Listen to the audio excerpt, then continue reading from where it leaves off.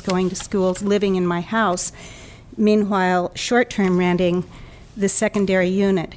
That's a very different impact than a whole house that sits there in between tenants with nobody on the property, nobody supervising. It's different in the size of the group that would stay there. One is more likely, I look out my window at a vacation rental home. I personally love it. It is populated by happy families. They are always happy because they are on vacation when they are there. There are children, there are dogs, they are playful, they have fun. I love it. I also have a long-term rental directly behind me that sometimes is wonderful and sometimes is a nightmare because of the long-term tenants. So arguments about the quality of the people in these places don't hold much water for me from my experience. But having places for a couple or a family with one child or somebody who's eating a special diet and needs to cook, that's different from having a whole house. So these distinctions are important, and they serve different people, and they allow different people to gain revenue. B&B rooms, I love. They bring people who are there short-term, always, in one room. They're eating in our restaurants, whereas my guests are more likely to be shopping most of their food at Mendoza's and eating out some. My people come back and back and back with their families. There are babies who were conceived in our tower who are now in junior high. So they are really part of the community, and I'd like you to keep that distinction. The other thing is purely administrative. The table of single-unit rentals, I know for a fact, does not describe single-unit rentals. Many of these places are not single-unit rentals. One, for example, has 3 sleeping units. By definition, not on this table. I'm over here on a table of people who pay transient occupancy tax. I don't know why I'm separate for following the law, but it's a different table. So I don't quite understand. And I am listed also on the vacation rental list, and I'm not a vacation rental, I'm a single unit rental. So there are some things that need to be worked out, but it's a brilliant start. And I really support tourism in Mendocino as the cleanest, most effective way of our town generating revenue. So thank you for working on it. Thank you, Ms. Roberts. Last speaker card I have is from Jed Ayers, please. Good afternoon. Thanks for having me back.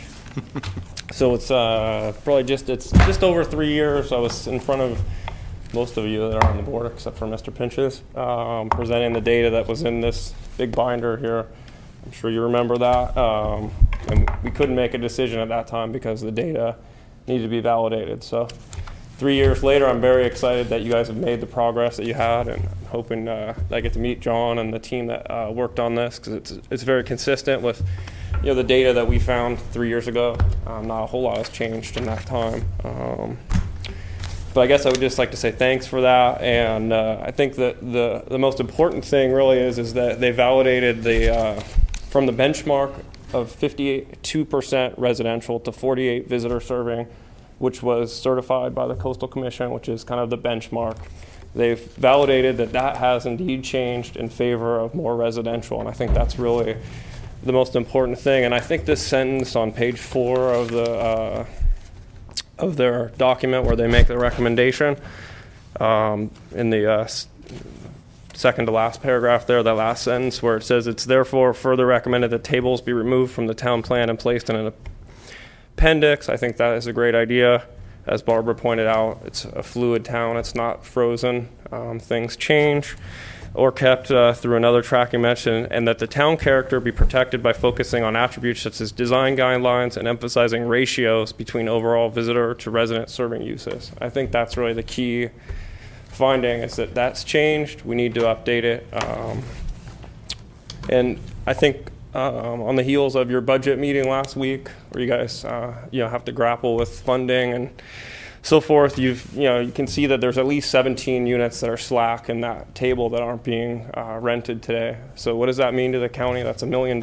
If you figure about $250 the average room rental rate in Mendocino, times 17, times about a 70% occupancy, that's over $1 million in revenue to the county, which means $100,000 straight away to the county, and another $10,000 for the the committee that spends all our marketing money to get Promotion. people up here. So I mean, these are real dollars that I think the county can realize. And I'll close with just saying that I'd like to be heard by this board, because you're the ones that have the history with us. And as you've been copied on the communication that I have nearly weekly with John, we would like to be heard. We've paid our $8,000 in January to have our application heard again. So I would hope that before December we can find ourselves in front of you and maybe be the first applicant to go through this process to take advantage of those slack units in a building that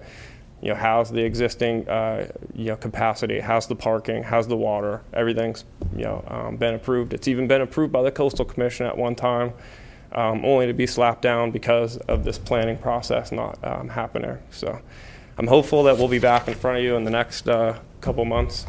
And thank you for your help in getting this as far as it's gotten. Thank you, Mr. Ayers. Any other members of the public wishing to speak under public comment of this item? We will not be taking any action on this item. This will be coming back again on October 21st. So any other members of the public? Okay, seeing no one step forward, I'll close the public comment on this.